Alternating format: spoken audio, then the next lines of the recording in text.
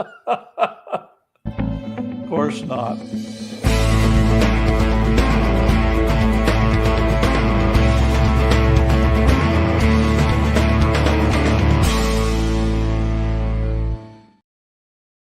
Hi, I'm David with EV World News. We talk about electric vehicles, clean energy, and the stock markets.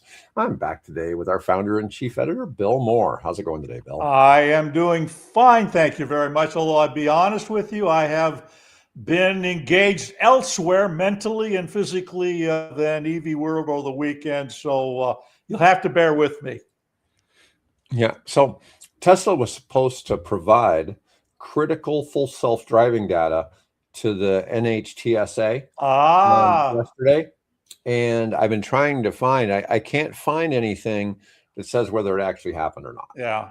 Okay, so I'd love to know if anybody knows anything, please put it in the comments. Maybe you'll know something after the show airs, but feel free to post. But that was, a big thing because full self-driving is under additional scrutiny. And let's see, I mean, currently Tesla shares are at 390. They're testing support at 390. It's $390 has been defended a couple times in the past couple months. A lot of the bullish people, though, are losing conviction on Tesla because as the stock has failed to hold the gains it got, because it jumped up to what, like 470 or 480? Yeah, a couple months ago. Yeah. Tesla's valuation hinges on autonomy and AI, not just vehicle deliveries. If these regulators aren't satisfied, it could prolong uncertainty around full self-driving, which is one of their big pillars. We got another date coming up. So today's the 10th. Today is March 10th when we're airing this show. March 12th is, let me see, both companies are having special launch days. Rivian's unveiling final R2 pricing and specs at the South by Southwest show in Austin, Texas. Yep. While Lucid is hosting an investor day in New York to preview its I missed that one. Program. Yeah. And for both of them, they're kind of make or break products. The R2 compact SUV needs to deliver 20 to 25,000 units in 26 just to meet guidance. As long as they're able to produce them, I guess that's the big thing. They've got buyers. They don't have the plant finished down in Georgia. They're probably looking at about 2028 to get that finished and up and running. So all of these are being produced through the Bloomington, Illinois. I think it's Bloomington. Normal. Yeah. Well, Bloomington, Normal, they're next to each other. But yeah, the Normal facility. So it's a normal facility. It's a normal, formerly a I think it was a Mitsubishi plant at one time. It's funny how often some of these car manufacturing facilities keep changing. Like we have Lordstown and different ones. I'm sure Lordstown moved into somebody else's old plant, and then somebody else moved into the Lordstown plant, and like Bollinger or something like that, and it just keeps going down the line. Well, the Tesla facility out in the Bay Area, that was originally a Toyota General Motors facility. Okay. And they shut down that joint project that they were working on and sat there empty for a while. And then Tesla comes along and moves from the car dealership that they were in originally, a little tiny thing with, a typical car dealership service bay in the back and that type of thing. And, moved into this, the General Motors, I forget the name of that now, but the General Motors Toyota facility. So that you got it, half the work done for you. Go ahead and take advantage of it. When we think about NVIDIA, now, we've always thought about video cards, right? But now it's so much of it's AI driven because NVIDIA's products are the needed chipsets for so much of AI. Well, Lucid's mid-size platform underpins at least 3 models with NVIDIA's Drive AGX Thor for level 4 autonomy ambitions. Wow. Ambitions. Okay, there's the clarification. Yeah, apparently it's not there yet. Right. But NVIDIA jumped into the driving autonomy space as well. It is interesting to see these other tech firms. Like we've looked at, the Chinese, cell phone manufacturer. What is it, like Xiaomi? Xiaomi, yep. Yeah, it's jumped into the EV space and done quite well. Yeah. Whereas Apple jumped in and went nowhere. So, But once again, that's Apple trying to do something in the United States. Yeah. Well, Xiaomi just did it in China. Yeah. And the U.S. just as fickle about EVs. Yeah, just a little more. Sort of a combination of good luck and government favoritism and whatever else that makes it work in China that makes it difficult to do here. So next month, Elon Musk is going to launch X Money, the everything app expanding. Now, I was telling you, Bill, before the show that Musk has previously commented about WeChat, which is a Chinese. You're not really supposed to use WhatsApp or a whole lot of other communications programs if you live in China. You're supposed to use WeChat. Yeah. And if you're communicating with somebody in China, you have to use WeChat. And it's a challenge because you have to go through this difficult invitation process. Yeah, without communicating with them in some way, it's pretty hard to get done. It's not a real. I don't think it's a real intuitive app. I don't. But doing everything they can to maintain control over their populace. Right. I mean, it's kind of like inviting people to a Teams meeting. You invite people to a Teams meeting because you're hoping some of them won't show up. Okay. Because the technology can be challenging. The difference is if you're a Microsoft shop and, you got an IT administrator and they're loading all the systems, Teams works just fine. Right. But when you're inviting somebody outside the organization to your Teams meeting, things go haywire. It is much more difficult to use than Zoom or Google Meet. And but I say the same thing about that. But so X or Twitter is incorporating X Money. And X Money is something they've been doing internally amongst employees. And it's sort of like a PayPal-like service internally. It's expected to have public access next month in April 2026. It'll make Twitter or X a financial services platform. A partnership with Visa was already set up last year. The move leverages X's user base to tap into digital payments and in-app transactions, part of Musk's vision since the $44 billion Twitter acquisition in 2022. It's hard to fathom that was actually 4 years ago. Yeah. I mean, time has flown on that.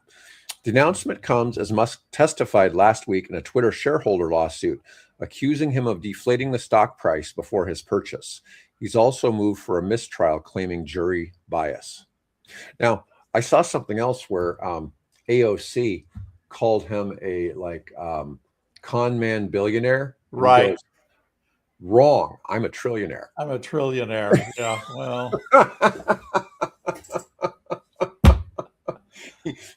He's the one that was always accusing AOC of flirting with him when she posts stuff. Oh, yeah. Yeah, I've always thought that was pretty funny. Let's see. All right. So January of 26, global EV sales slumped.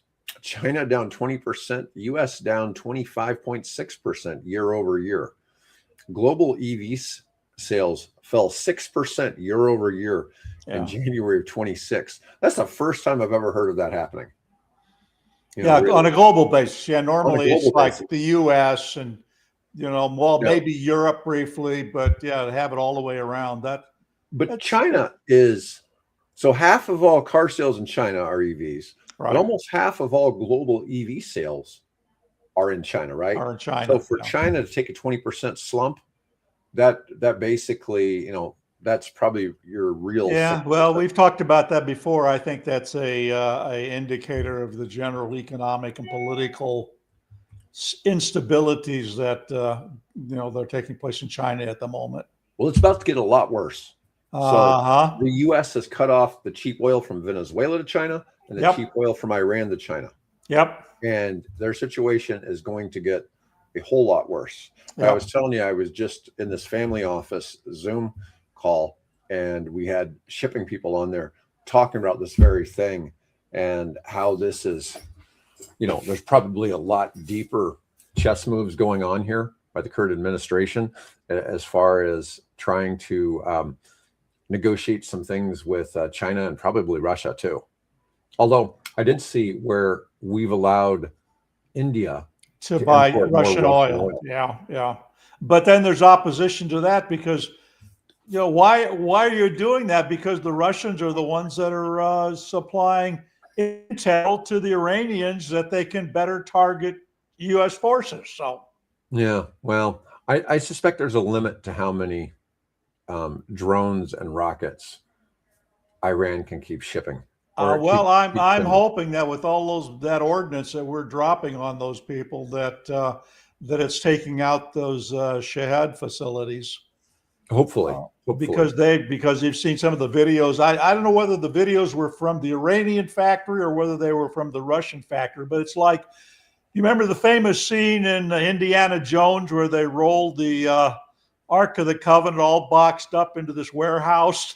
Yeah, and it was like a million. It goes on for miles. Well, that's kind of what it looks like at that Shahad factory with all the the fiberglass. These, I guess, look like they're molded up, completely the airframe and wings and everything out of one unit. Wow. But, and they're just stacks and stacks and stacks and stacks of them. It's amazing.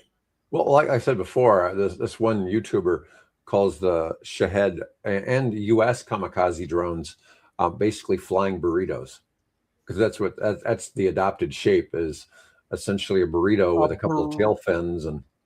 Burrito, I would almost let's see. Well, if they're kind of like that, because that's what they look like. So sort of like they're a lot like a blend. Work being done on, for example, blended wing airliners and things. Yeah. Where are all those little 2-cylinder engines coming from, though?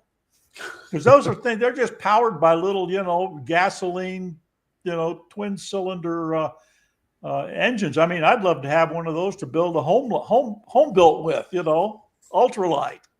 Yeah, here I thought most of the drones were EVs. Oh they're gasoline. The long range ones. No, the short range, but the long ranges are powered by a little 2-stroke gasoline engine. That's why you hear when they go over, they go. Global EV sales fell 6% for January. China down 20% to a 39% market share. That's different because they've typically been over 50% market share. Europe was up 22% to a 30% market share. And the US down a whopping 25.6 to just a 7.82% market share. Manufacturer responses to this: BYD, Tesla, and Xiaomi launched 7-year financing to combat the slump. Yeah. Some China new energy vehicle subsidies were reduced in 26, exacerbating the slowdown. BYD's sales and market share took a big fall. Geely, AITO, SAIC, Xiaomi, and Leapmotor performed relatively well in a tough market. Ford's January EV sales were down 25% year over year to 14,228 units. And that's Mustangs mainly? Probably more the trucks. You think? Yeah, I think it's mainly because I thought they'd stop manufacturing the F-150. Yeah. Now, did Ford stop making their electric cargo van? That I haven't seen any news on. I can't. Okay, I think it was just GM that did it. Yeah, GM stopped. Yeah, I was noticing Bright Drop, something like that. Yeah. Okay, that's right. It was the GM one. Yeah. Right. I saw a Ford one delivering packages for Walmart to my house, and I was like, "Oh, that's an EV." Oh, all right. Yeah, and I had never noticed those before, but I just don't normally pay that much attention. To be fair, you don't really see Walmart delivery vans. Usually, if you order something from Walmart, it's usually delivered by a personal vehicle of some sort. Yeah. Yeah. Oh, it could have been like the van I saw this weekend, this big white van with the back, we've had snow and dirt and stuff here. So the back of the van is covered, covered in dirt. And somebody had gone in there and scrawled with their finger, Amazon. Oh, really? That's on the funny. Back of the delivery van. Yeah. All right. Motley Fool says there's 2 EV stocks to buy in March. Their picks are NIO and Rivian. Okay. Now we don't ever cover NIO on here, other than the fact they do the battery swap technology. Yeah, that's what's that? That's that you have to buy that through what, the Hong Kong exchange? Or no. They're on. Are they listed? Okay. Yeah, they're on the big board. Despite the slowdown, the global EV market could expand at about a 32.5% rate annually between now and 2030. NIO and Rivian are positioned as unloved but undervalued. NIO's current momentum, Chinese EV maker, saw deliveries grow 47% to 326,000 vehicles last year, driven by ET series sedans and Onvo SUVs. It expects its first adjusted profit in Q4 of 25. It's supposed to report today. Trades at less than 1 times 2026 sales. Now, don't go buy NIO. NIO is a Chinese company. Yeah, no. While they are on the New York Stock Exchange, their values manipulated by Chinese currency moves, government support. It doesn't move with true market conditions.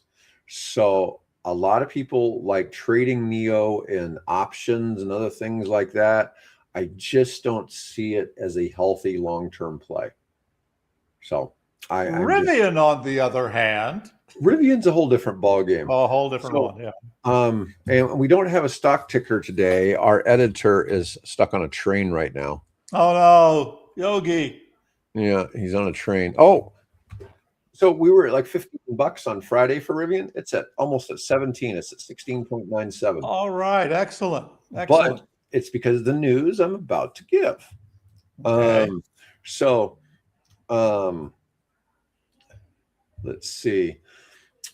Deliveries dropped 18% for Rivian in 2025 to only 42,000 vehicles, which I didn't realize that had occurred. I always thought 42,000 was a good number for them. But the R2 launch could stabilize growth. Wall Street expects a 29% revenue growth in 2026 and 65% in 27. It trades at less than 3 times 26 sales versus Tesla's 15x.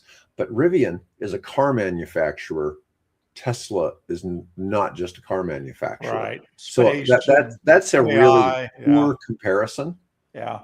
Yeah.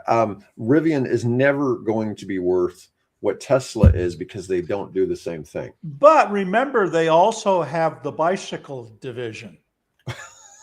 So that's not like AI or shooting rockets into space, but I was in Florida a week or so ago, and I was really surprised at the number of electric bikes I saw going around. Around here, same around here, hundreds, yeah. But it was every couple of minutes somebody was zipping by on an electric bike, and so they were there. I'm just saying, I see one here in Omaha once in a blue moon. I see them down where my part of Papillion. I see them all the time.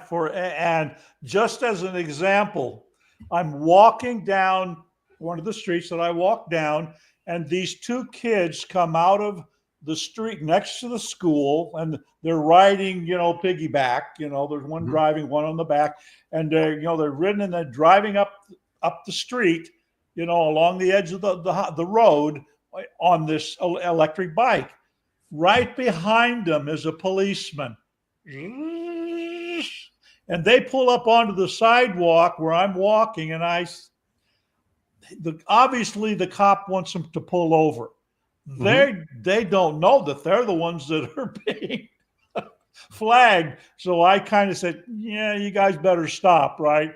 And so as I walk by, it says, I don't think you're supposed to be doing that. Riding in the street, riding double on an electric bike. So I don't know how it turned out. They stopped. Policeman got out, came over and talked to them. These are two, teenagers. So. Mm-hmm. Yeah. Well, they probably don't know. No. And I'm not sure that, technically, you're not supposed to ride a motorized vehicle on a sidewalk. Mm-hmm. But then you're not necessarily supposed to ride an electric bicycle on the street. I mean, I think it's kind of a gray area that needs to be more clarified and everybody understand what the rules of the game are. And I'm not sure that we all I don't know if I understand it. So fortunately, go ahead. The walking path that runs through my neighborhood is wide enough to drive down. Okay, for a single vehicle. Right. Okay. And I regularly, it's a snowplows, not full-size snowplows, but like a pickup truck with a plow. Right. Comes and plows it anytime it snows. And they're actually pretty good about getting right to it. Yeah. Same here. I've got the similar type of walking trail here. Yeah. Yeah. So to me, it seems quite appropriate for somebody to ride an electric bike on it because it's pretty wide. It's not like the sidewalk where you might run over somebody's dog they're walking or something like that. But I do when I'm walking my dogs, I pull my dogs to the side because my dogs are really confused by anybody coming on a bicycle because they're not sure what it is. And it definitely looks like a threat. Yeah. So my dogs are ready to put down anything on a bike. Oh, thanks. I'll make sure I don't ride over in your neighborhood. Yeah. It's really good exercise holding back 200-pound dogs from trying to chase after a bike. This particular part of town that we live in has been good when they were developing this area. They've been good about putting in nice wide sidewalks and walking trails and things of that nature. So when I go out to ride, there's only short sections that I have to, ride in the street. Other than that, we've got all these wonderful walking trails around the parks and things. So they've been good about it. You got that one that goes all the way west from Sarpy County, all the way from the base. Way out west. Way out west, yeah. A rail line. Yep. Yeah, and rails, rails to trails, or trail. Rails to trails. Yeah. Yeah, I mean, I know it was done a long time ago. It's probably done 20 years ago, but it's really, I'm just saying, it's really nice the way that's set up. I live quite a bit north of that path, but it's not, I don't know, probably a couple mile bike ride south to catch it. Yeah. Anyways. But I can't think of any, knowing where you live, you're going to have to be on the street most of the time to get down to where the trail starts along the creek bottom. 66th. Yeah. It's not a real heavily driven road. So, anyways, but now you all know where where we live. There you go. Good luck with that. Yeah. Yeah. But anyways, I thought that was interesting. I think that with this thing with South by Southwest going on in a couple of days, I think that's going to be a really, really big boost in the stock price. It'll attract a lot of attention to the stock price. So I think that's probably why the stock is holding where it's at. Oh, it's 17 now. So even as we've been talking, people have clearly been buying the stock. Wow, Neo's up 11% today. I still wouldn't go buying it. No. Lucid's up 2%. The thing is, the news about Lucid though, with their having this big event, I don't know that that's really a starter. That doesn't. The Rivian thing is a much bigger announcement in the EV space than the Lucid announcement. All right, let's see. We talked about this a little bit on this fabulous article from EV World. We talked about Friday about the gas prices surging after Iran attack. I think we're going to keep seeing it go up. I've seen predictions of $5 a gallon now. In our part of the world? I don't think it was our part. I don't think here, but nationally, probably as an average, $5 a gallon. Okay. Gas prices are rising following the U.S. attack on Iran, creating a potential tailwind for EV adoption. Historical spikes have consistently boosted demand for fuel-efficient vehicles. Yeah, we ought to see, some accelerated push here if this goes on for very long. If it doesn't last for like a month, then no. But and of course the scuttlebutt that I'm hearing is that now they're thinking this thing could go on for multiple months. And God, I hope not. It's particularly for the families of the troops involved. The 6 soldiers that were killed in Kuwait by the drone attack, I think most or all of them were from our neighborhood, this part of the country. And one of them was right here in our town. They lived here in our town. So, we pray for them, obviously. And, the Iranian people, they've been through enough crap, for the last 40 some years. They deserve a break from this, but bombs tend to be somewhat, indiscriminate about who they decide to wreak their havoc on. So, right. Yeah, it's sad to see. I know there's this. I've seen where there's a Kurdish incursion from Iraq into northwest Iran, but I mean, there can't really be a whole lot of. Well, that whole sort of northwestern corner of Iran, that's all pretty much Kurdish population, right? And they've been the brunt of a great deal of the Islamic Republic of Iran's enforcement activities. So they have no love, for Tehran and the rulers of Tehran. The Kurds are Muslim, though. Oh yeah, it's not a matter of Muslim. They're the wrong version of Muslim, I guess. Because there's a difference between Shia and Sunni Muslims, right? And God, I should remember the difference. I think the Sunni Muslims are like Saudi Arabian, the area, and then the Shias are Muslims. And it has to do with what I think who was his successor to Muhammad, right? And one of them said it should be the mullahs, and the other one said it should be by inheritance, right? By blood. And they split off from that. So, there's no love. And of course, the Kurds, I don't understand the schisms. Is probably a lot like the difference between Catholics and Orthodox Greeks and, things of that nature. Well, and if you really want a good explanation, you should watch the South Park episode on atheism. And where they, I haven't seen that one. Where they have the fight about who has the better version of atheism. Oh, okay. And both sides are yelling praise science as they go into battle. Right. That's their battle cry, is praise science. Oh. It's really hilarious because it's like, it's really hard to fathom, that we had, the Anglican Church and the Protestants and the Catholics, and everybody was fighting each other over the better version of Christianity. The interesting thing I saw, there was a video that I saw. Well, we're getting really off track here, but it's kind of important that the reason why we have democracy in America as opposed to monarchy in England had to do with which version of the Bible the two disparate groups followed. The Anglicans followed the King James version, whereas the Puritans, right, followed the the earlier version of the the Swiss Christian Protestant.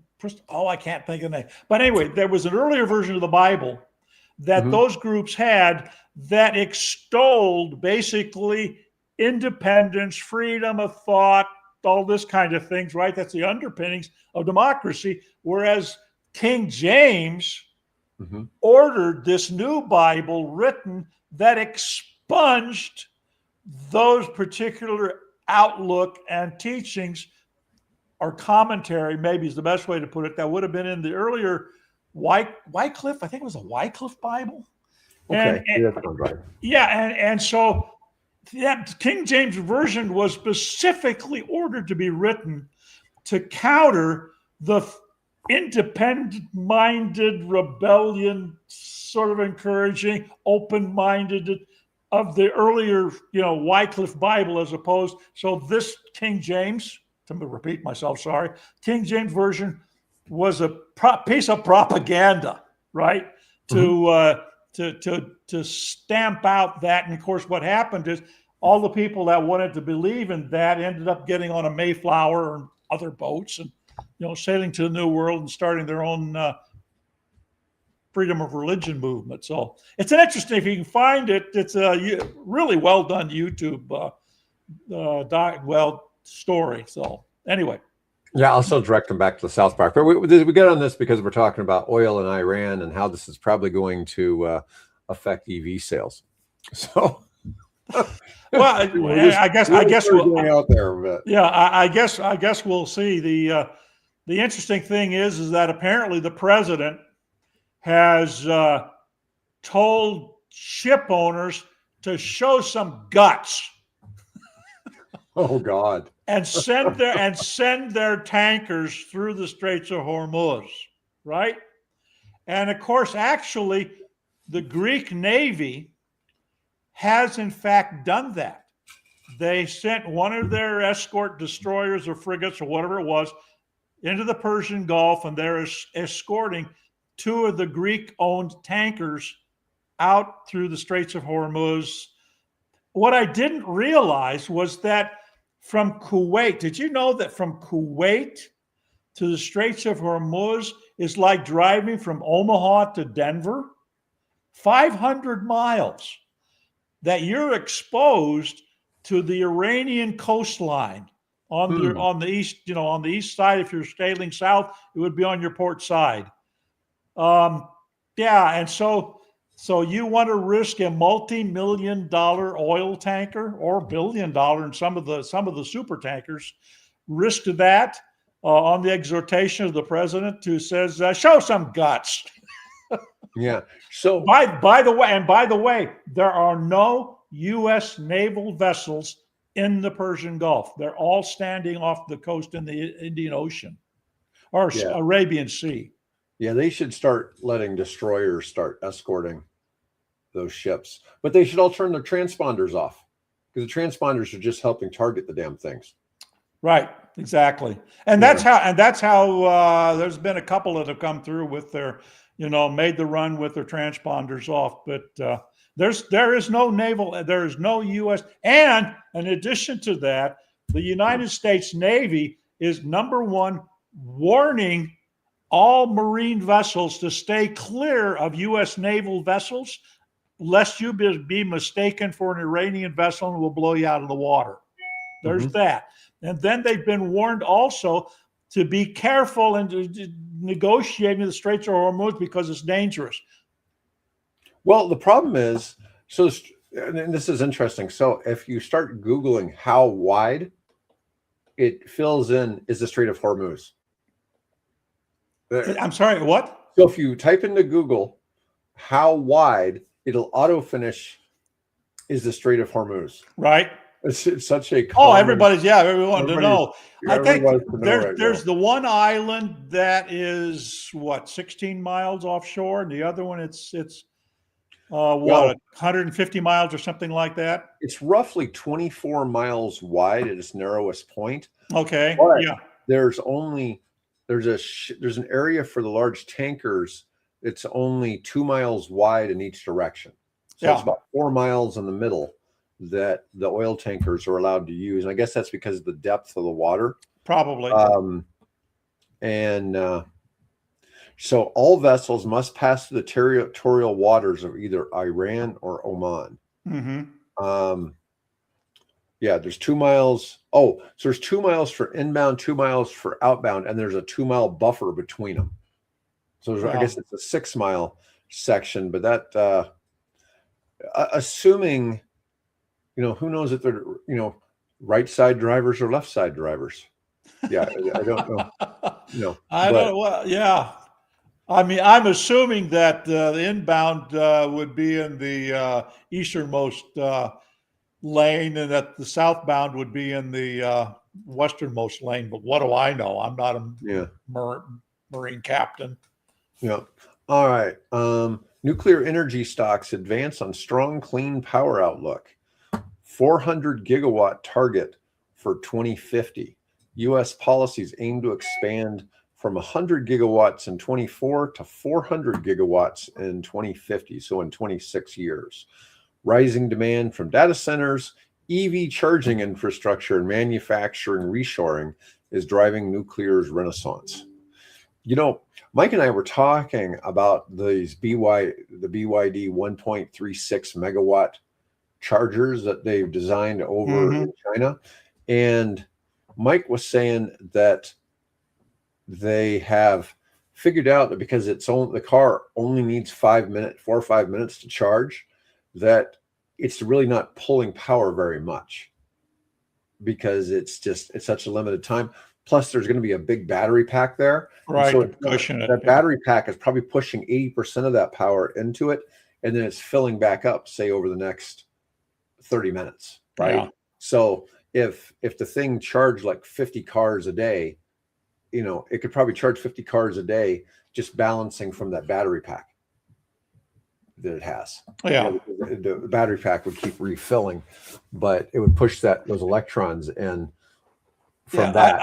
I posted a story today that the panel makers, because it's become so competitive in China, that a lot of the panel makers are now switching over to making BESS systems, right? Battery energy storage systems, which obviously makes sense. You got to put that energy somewhere. Market. Yeah. The prices keep going down though. Prices keep going down. There's so many people supplying them. But while the demand is going up, it's not going up as fast as supply is increasing. Yeah. Let's see. A company called Next Gen Energy secured final approval from the Canadian Nuclear Safety Commission in 2026 to begin construction of the Rook I uranium project. Once operational, which is approximately 2030, it could produce 30 million pounds of uranium annually. My understanding is that'd be enough to produce more than half of all North American needs. Let's see. There's been a couple other recent things. Aptera, their natrium reactor, that's the Microsoft-backed one, or Bill Gates-backed, I should say. Bill Gates, yeah. They got a construction permit from the Nuclear Regulatory Commission, and that was a pretty big deal. And they're building this in Wyoming or something? I think so. Yeah. It's Wyoming. Yeah. Yeah, why not? There was nothing going in. If something went wrong, nobody'd care about Wyoming, right? Except for our listeners who happen to live in Wyoming. So, yeah. All four of them. All four of the people that live in Wyoming. No. So that's a beautiful state. Let's not knock it. I like Wyoming. One of the companies I represent has a corporate address of 30 North Gould Street, Sheridan, Wyoming, which that seems like awfully specific to give that out, right? Well, if you were to research that address, it is the most common corporate address in the world. Isn't that interesting? Sort of the 30 North Western version of Delaware, huh? Yeah. 30 North Gould Street has like 200,000 companies are headquartered at that address. Isn't that interesting? Yeah. It was funny because there was this one deal with a lender. They said, no, that's a really red flag. We don't do business with that address. Because they go, we had a loan fail or something from that address. I go, you do realize it's the most common corporate address on the planet. And I said, why that would be a red flag is beyond me. Because I couldn't tell you how many times I've been working on something, like we're doing an NDA or something, and every party on the agreement has that address. It's just so common.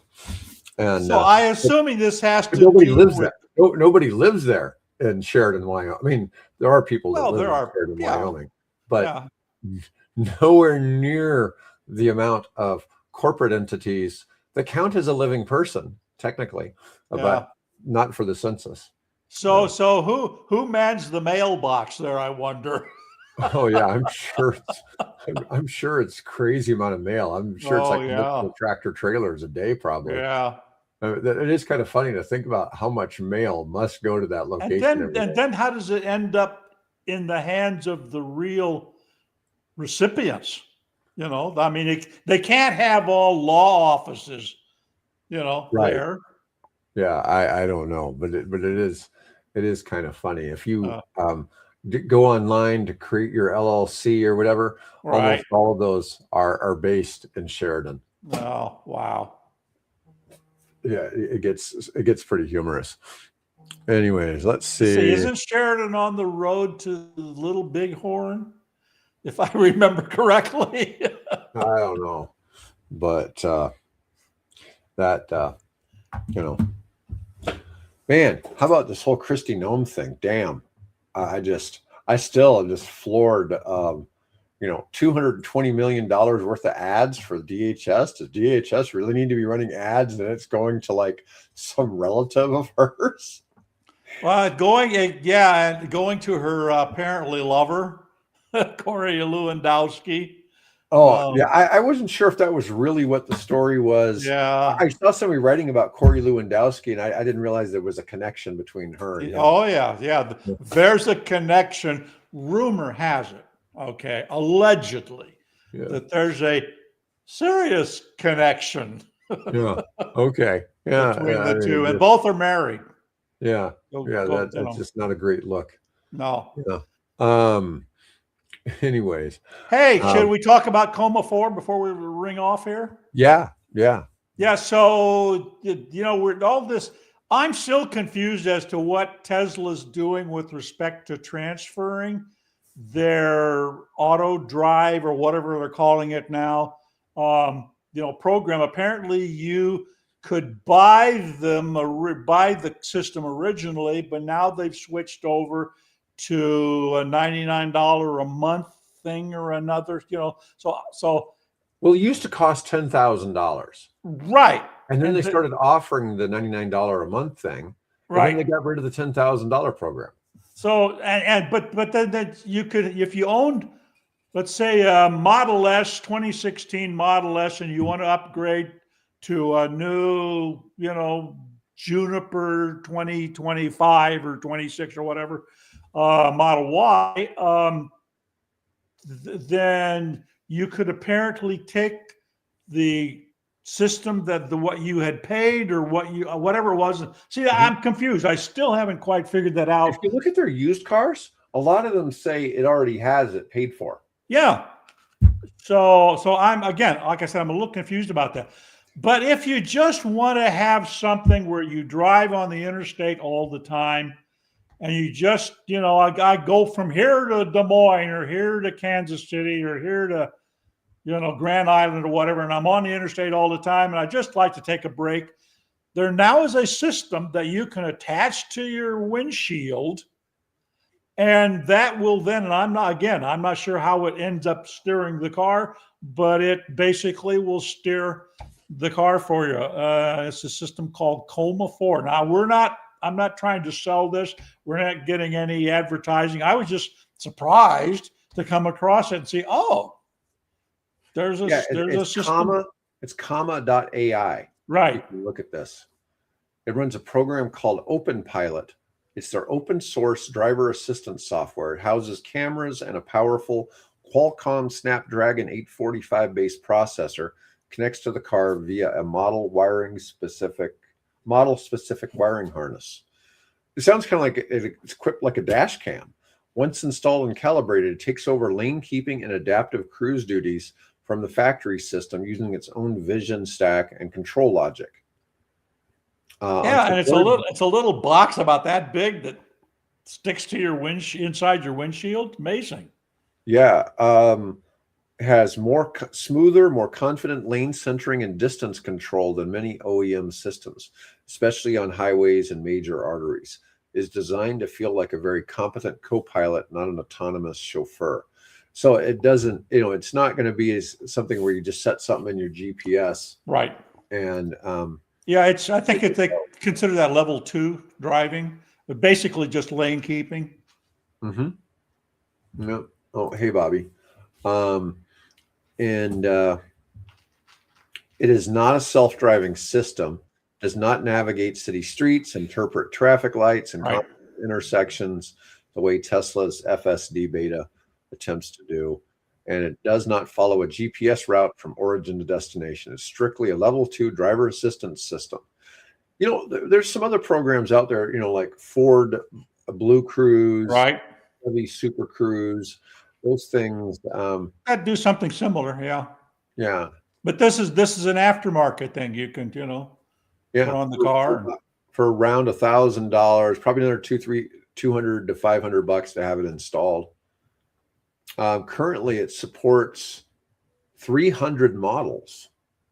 Includes Nissan, Toyota, Lexus, Hyundai, Kia, Honda, Ford, GM, Mazda, Subaru, Volkswagen, Audi, BMW, Mercedes, and others.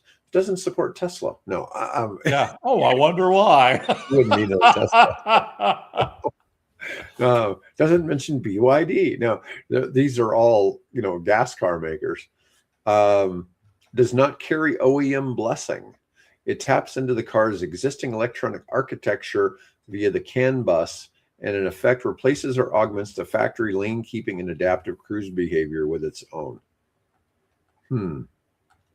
Anyways, Comma.ai is a US-based robotics and AI company founded by George Hotz, known originally for jailbreaking the first iPhone. Since 2016, the company has been iterating on both hardware and software, shipping successive generations of open pilot-powered devices and cultivating an active developer and user community. There are no documented fatalities tied directly to Comma 4 or OpenPilot, and no widely reported high-profile crashes in the way Tesla's autopilot FSD. But, you know, on the flip side, I've heard of FSD. I'd never heard of Comma 4 until today. No, a complete surprise to me. That's why I thought, well, I'll post something there so people are, you know, aware of it. Let's see. Against systems like GM Super Cruise or Ford's Blue Cruise, Comma 4 trades polish and OEM integration for flexibility. Super Cruise and Blue Cruise offer hands-off operation on pre-mapped highways backed by LiDAR maps and deep integration with the vehicle's controls and driver monitoring. Comma 4 cannot touch that hands-off promise. It remains hands-on, eyes-on, but it can be installed on a wide variety of vehicles, including older EVs and non-luxury models that will never see factory hands-free systems. Well, you know, still that's pretty cool if somebody wanted it on an older. Yeah.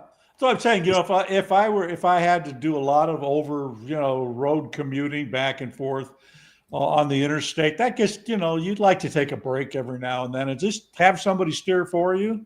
I'd look into considering it. I don't have to do that anymore, so I'm not going to put it on mine. But it's out there; it's available. So, yeah. And this is not an endorsement. Okay, just something I found curious and wanted to share. You know, it's really funny. We did a episode a long time ago about jailbreaking your Tesla.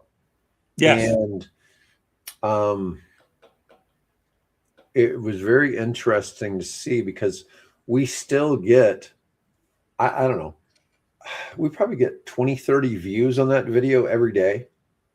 It's like, it's constantly in like the 3 most watched videos that we have interesting. out. Okay. You know, it pops up in that all the time. And if I'm looking at the top, 10 videos, it's always every day it's in the top 10 videos being watched. And it's just funny.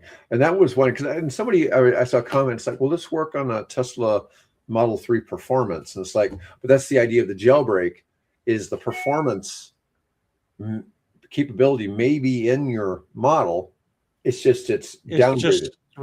It's locked up electronically. If you jailbreak it, you get the performance modeling, and it adds like 150 horsepower and a whole bunch of other stuff. And it wasn't really terribly expensive. That's kind of how this whole Comma 4 thing sounds. All right, let's go back to Aptera. Last time we talked about Aptera, was in like the last 2 minutes of the show, and we asked people to comment, and we did get comments on it. So I don't remember what the comments were, but we did get comments. Oh, okay. Did the clock change again? Yeah. Yogi, we yeah. The United States changed an hour. Yeah, except unless you were talking to people in Phoenix. But it's really interesting because like the whole rest of the world doesn't do our stupid daylight savings time. We'd like to get rid of it here in the United States. That's actually not true, because they do that in the UK, I think, don't they?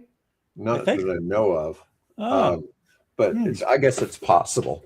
Yeah. But yeah, we're an hour off kilter. That it actually occurred on Sunday. For the whole previous week, I started setting my alarm clock to go off 10 minutes earlier each day. Oh, yeah, there you go. I'm still kind of doing it. I'm, having just kind of a gradual, because otherwise I'll be getting up at like 8 a.m. now, and it's just like, oh God, how did I sleep so late? But it's a matter of trying to get to bed a little earlier. And what's interesting is I saw something that the rate of heart attacks on the day that we change the clocks, where we spring ahead and we lose an hour of sleep, is like 25% higher on that day. Isn't that interesting? Huh? Yeah, that 1 hour lack of sleep. Well, we've got legislation proposed here in the state to either ban the change or make it permanent. So it's either we go back to what the original, sync with the sun clock is, as opposed to get up an hour earlier. It just needs to die. That whole thing. I totally agree. Now, the question is, though, do you put it at the hour earlier and keep it there, or do you keep it at the sun synchronized point at which we call, because it's straight up overhead, it's now noon, right? Well, so like on Thursday, I'm flying to Phoenix. I don't know if it's an Phoenix hour time doesn't change or a 2 hour time change. Right. They don't do it. They just stay where they are. So yeah, and it's it just gets so strange dealing with that time change. Well, this is whereas Arizona is a more senior citizen oriented kind of a place, where Nebraska is very strongly agriculture, and I imagine farmers enjoy having that extra hour in the evening when they're harvesting crops or whatever. So I mean, why would it matter? I mean, can't you just decide you're going to do something at a different time? Right, exactly. I'm not arguing with you. I completely, totally agree. I have to every day, or twice a year, I have to pull a big wall clock off and put a new battery in it and reset it, and then try to hang it back on the wall. And I went to high school for 1 year in Florida, and I remember school started at 7 a.m. and we were done at 1:50, and it's like, I don't know. I mean, you could set whatever time you wanted. Maybe in certain time of the year, maybe you have school start an hour earlier. I mean, because that was kind of what one of the arguments was. You didn't want the kids waiting for the bus in the dark. In the dark, exactly. Yeah. Anyways, I mean, but before there was buses and the kids were just getting run over by horses, it was fine, right? Oh, hey, Aptera. Yeah. We're going to say anything more about Aptera? Aptera claims they are production ready, 100 cars per day by the end of this year.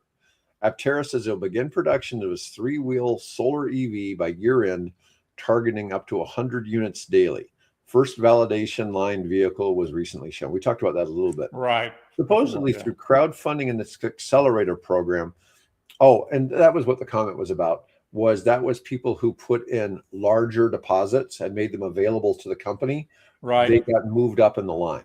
Right. With their cars. Okay. Deliveries promised for late 26. Some skepticism is warranted. Given Aptera's history of delays and heavy reliance on non-traditional financing, these timelines should be viewed with caution. However, showing the first validation vehicle is a positive step. So as part of my day work, I program all AIs to be super skeptical of anything I'm talking about. So some of that skepticism, I'm a super optimistic person, and to balance that, I make all of my I use several different AIs, but I Right. all to be very skeptical about what they're doing because I want them to know what's wrong. And some of this is my day jobs, because I'm constantly looking at businesses to acquire and merger and acquisition work, and I take everything skeptically. For starters, I can't trust anybody to be completely accurate unless the numbers are audited. There's just different things. All right. It's have to be verified in person and all this. And in our EV space, we've had some really bad actors. I mean, I'm not saying there's not bad actors in every business, but after the whole thing with like, the Nikola vehicle Right. rolling downhill, Right. and Right. some of the things we've seen, it's like, why did these people have to get into our space just to make it look like EVs are, I hear people say EVs are a scam. Well, if you saw Nikola, you could certainly say that. People say that about Mullen Automotive. There's been a few. I forgot. One of the things we should mention is the fact that the new Chevy Bolt, the 2027 Bolt, is now out, and various reviewers have had a chance to get the car and use it. In fact, I'm thinking that I actually saw one over the weekend. I was at a traffic light. Right ahead of me was a Generation 2 Nissan Leaf. I'm in my Generation 1 Chevrolet Bolt, and there's a red car that's a Bolt, but it doesn't look like mine. Looks a whole lot like mine. And I'm thinking, and I got to think, is that a new one? And it possibly could be one of the new ones. It's the 2027 Chevy Bolt? 2027 Chevy Bolt is now out. Yep. Huh. Now, if it's available at dealerships, I don't know. But the car reviewers, John Volker and other guys have got the cars and are reviewing them. Yeah, appears to be. So Blair, Nebraska is north of Omaha, and here is one that they list on their website for $36,000. That looks like exactly the car I was looking at. Same color. Yeah. I bet that's what I was seeing. So yes, you can buy them now. Interesting. Yeah, they apparently have one out there. Yep. Yeah, I thought that was that's kind of interesting. Yeah, let's see. Greg Young Chevy has it. They have a couple different. I see a white one and a blue one on their lot.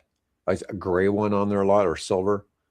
So there's a few of them available. Let me see. Here's a Bolt LT. Oh, no picture. No picture. Must not. Oh, it doesn't look like it's arrived yet. But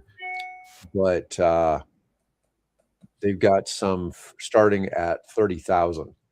Yeah. A Greg Young Chevrolet. So they are certainly on their way. 29,990. That's under 30,000. That's an aggressive starting price. Yeah. Yeah. Love seeing it, Bill. Love seeing it. Well, like I said, it looks like I did get to see one. Yeah. Let's see. And despite my criticism of NIO, they're up 11.44% today. Wow. Well, it shows you how much influence we have on the market. Yeah.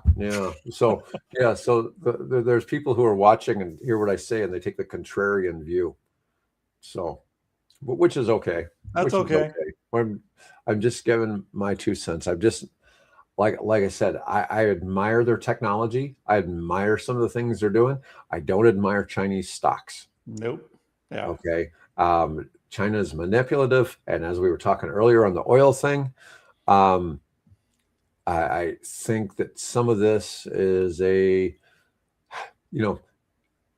since World War II, or starting with World War II, almost most conflicts have somehow involved oil. World War II certainly did. And actually, you can prove and make a direct line to also the same thing with World War I. Really? Oh yeah, yep. Because just before World War I, the British discovered the Basra oil, I think it's the Basra oil fields. Mm-hmm. And the reason that they wanted, because Churchill was the Lord Admiral or whatever the official title was, they wanted to shift their battleships away from coal to oil, because it would give them more range and speed and all those, things that they couldn't get with coal. I mean, part of the reason for, occupying Cape Town was to set up a coal, and the same thing with India and other places, was to set up coal bunkering facilities.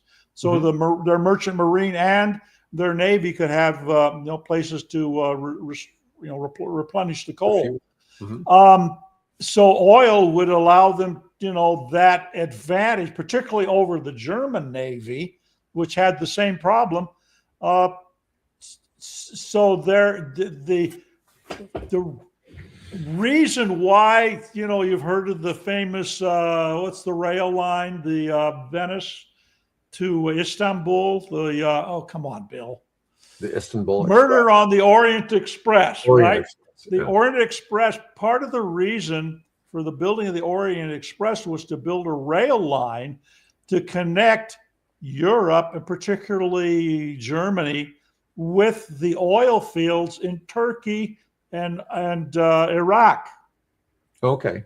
And so one of the very earliest battles of World War I was actually a battle for Basra, was to defend it from capture by the Germans. And of course, then you go to World War II, and you got the Caucasus, and Pulaski. Let's not forget here, the Germans weren't the aggressors in World War I. They were punished, but they weren't really the aggressors. Oh, well, yeah. There's I don't know. World War I has some weird. Oh yes, I mean, totally agree. You look at all that, and by the way, folks, we're past an hour, so we're really just going way off. If you want to log off, please. Off the rails now, and I realize we have a lot of people watching us go off the rails, and maybe this is more entertaining than us talking about EVs. Well, it turns you probably had a relative. From what the family legend is, my grandfather on my mother's side was a soldier on the German army in World War I. So for those of you who don't know, both happened to live just by chance in the same town in Nebraska. It just completely random. Yeah. And then the other thing is, we're both from Germany. And, so anyways, you don't pick that up because neither of us have any accent. Deutschland, no. No. So when we start talking about the superiority of the Focke-Wulf 190, we have a little bias. Which I was just talking about last night, because the only surviving Focke-Wulf 1 that's flyable is one that was shot, had a mechanical failure and landed in a swampy area, either in Ukraine or Belarus or somewhere like that, and was recovered from the swamp intact. The pilot did a hell of a job landing it after he had an engine out. Apparently, the engine out was caused by sabotage, because in the latter part of the war, much of those airplanes were being assembled by slave labor. And so I thought one of the Microsoft founders, Paul Allen. That's Paul Allen's museum. Okay. Yeah, it's a museum up in Everett, on the same field where Boeing aircraft are assembled. So yeah, I didn't know that when I toured the facility a couple of years ago, that Focke-Wulf is actually the one that was recovered from that swamp in, I think it was Belarus or somewhere. Well, that's crazy. Yeah, that's crazy. That's how that is. Anyway, folks, we're cutting the show. Okay. Thank you everybody for watching and listening to us ramble. We really went off the rails. Maybe by Friday's show I'll be up to speed on EV World. I've just been distracted pretty much all week. We went from rising oil prices to religion, and then to World War. The origins of World War I. The Bible versus the King James. You got to find that video. It's fascinating. Yeah, I'm sure. It is. Anyways, folks, have a great day. I'll be back with our engineer, Mike Herzog, tomorrow. Otherwise, have a good day. Bye-bye.